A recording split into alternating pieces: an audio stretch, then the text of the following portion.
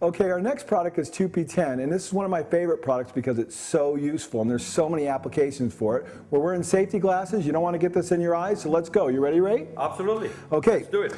So 2P-10 means two-part 10-second adhesive. It's a liquid acrylic plastic. You have one part which is acrylic, and the other part is the activator. You put the two together, sets in 10 seconds, cures in 30 seconds. Any questions? Absolutely not. Okay, we're done. I wish it was that easy. Well, I think this is one of the most exciting products you have. I would like to spend a lot of time with that.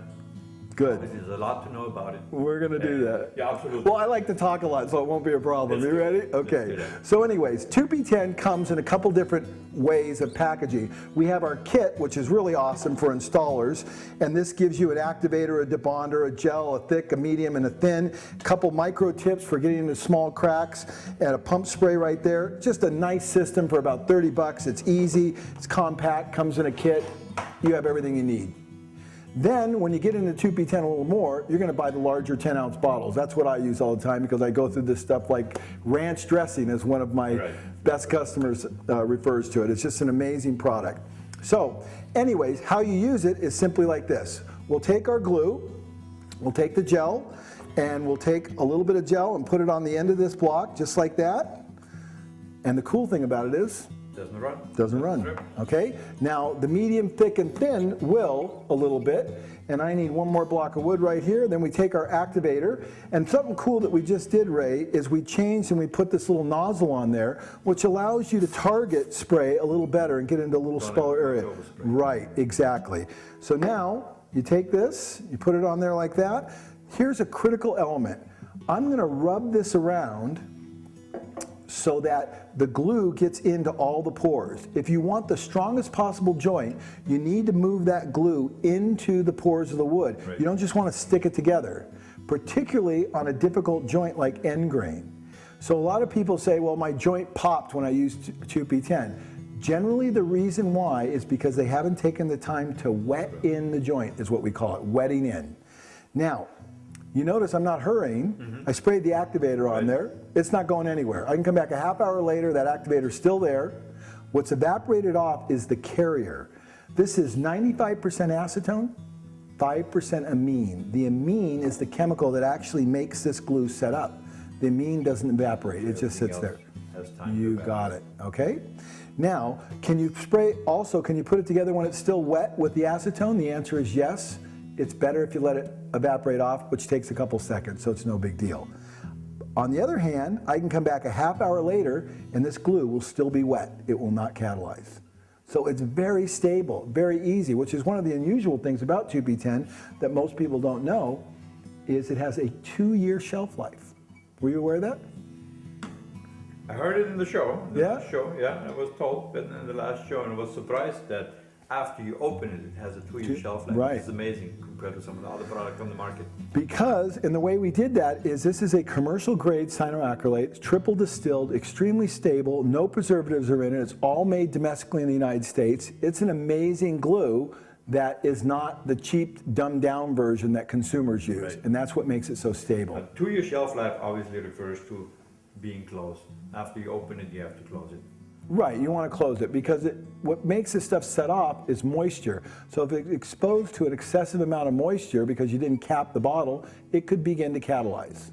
But of course, in that case, extreme temperatures. Good point. Extreme heat, it's a thermal reaction, so heat could cause it to go off as well. So if you get in a really hot climate like Phoenix, you lock it in the back of your van, it's 130 degrees in the van, you're probably going to catalyze it in about a month or so instead of 2 years, in which case we'd still replace it. No charge. There you go. Okay? That's a commitment. Yeah. So here we go. There's that. So we're going to take this and we're going to move it around just like that. And notice how I got that all wetted in really nicely. It's all wet. And I'm not hurrying too much because I have a lot of mass of glue on there. And then I just push it together. And how long is it going to dry? 10 seconds. 10 seconds, it's set. You got it. And 30 seconds cured. Now all I'm going to do here is catalyze the excess glue that came off. And away you go. It's done just like that. I'll let that sit, come back in 30 seconds and try to break that, and I will be able to break it, but it's amazingly strong. So now we've got the gel, but you're probably wondering, what are we going to do with the medium, the thick, and the thin and everything? So here's a good application for thin. Let's say I have a piece of molding and I have a splinter that comes up just like this. See how that is? And I want to get in there. I'm going to go ahead and take my thin, which I've got all my glues put into my baby bots because I like dispensing it out of these. It's very easy, it's very controlled. And then I'm going to go ahead and take this with no activator and hold that down. Why am I doing that, Ray? You don't want to use your finger. Yeah, You don't want to I don't want to get it all over myself. Okay, can you spray it real quick? So I'm holding that down.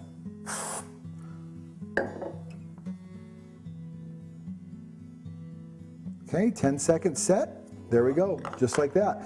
Then I can take a piece of sandpaper, which is really cool, and I can take that and just sand that joint right back in. And where I had a problem, The problem is gone. pretty cool. Wonderful. Not outrageous? That is amazing. Yeah, it's a cool product. It has a lot of cool benefits that you can do with it. Especially, most people are not aware of melamine, how well it sticks to melamine. So I'll show you how that works too. So again, this time I'm going to spray the activator right onto the melamine. I'm going to take that on there like this. Push that together, and it's set that quick. Now you notice how I got that little bit of glue right there? What I'm going to do there is I'm going to spray a little bit of activator on there, which will begin the catalyzing. And before it gets too hard, I'm going to come in there with my utility knife, right? And I'm going to carve that out and just release it. If you let it get too hard though, it can get a little difficult to take off. But the key is not to have any excess anywhere. Go ahead and break it.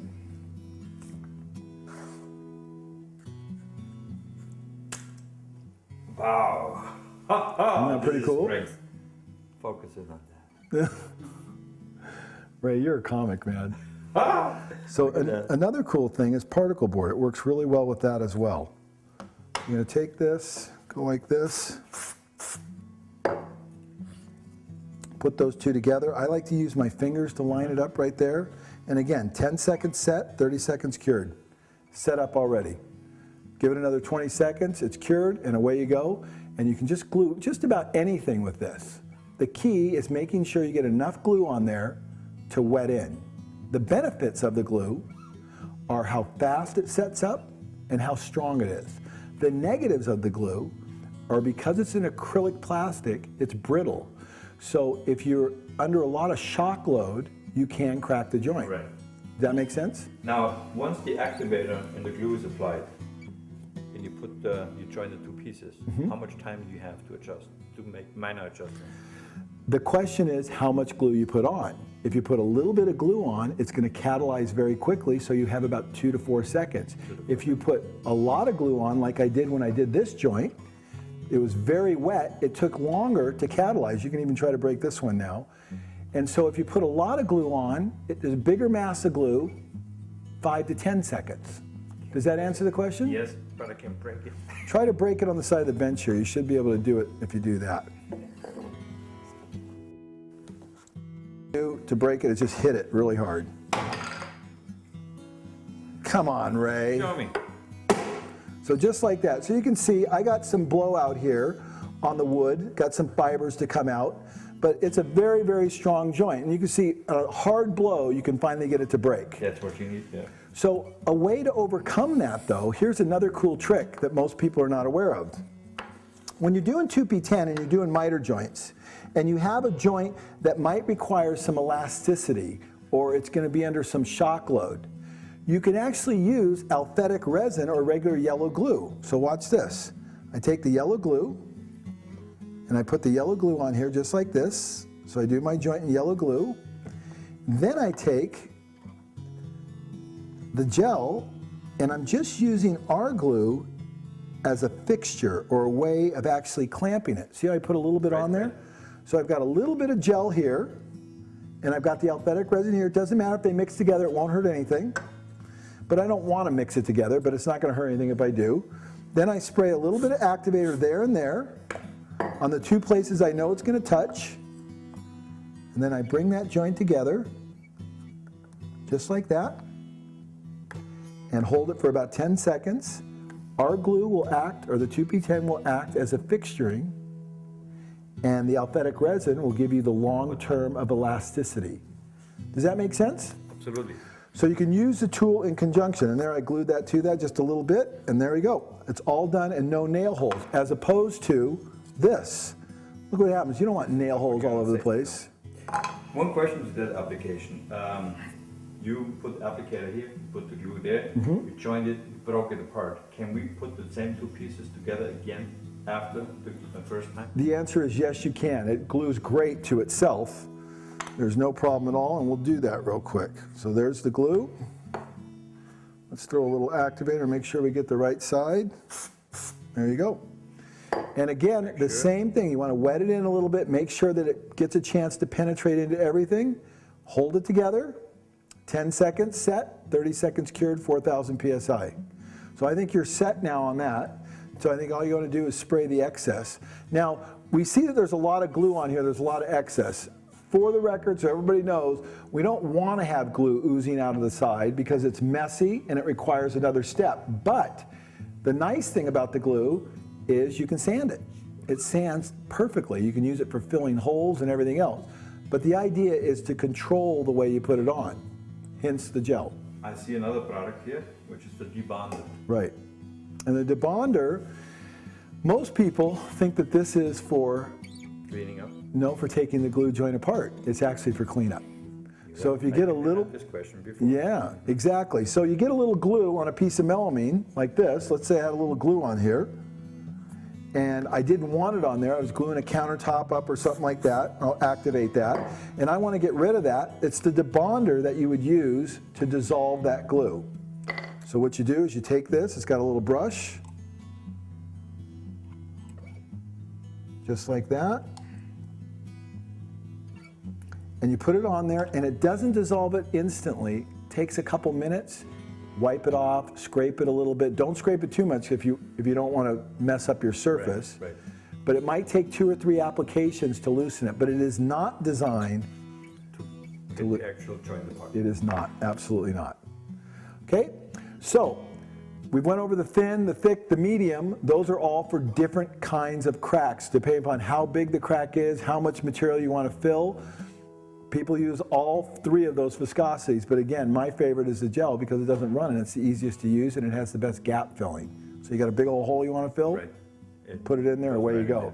So one thing I've done before for people to kind of show them, I don't know if you're aware of this, you can actually take and make a hole like this.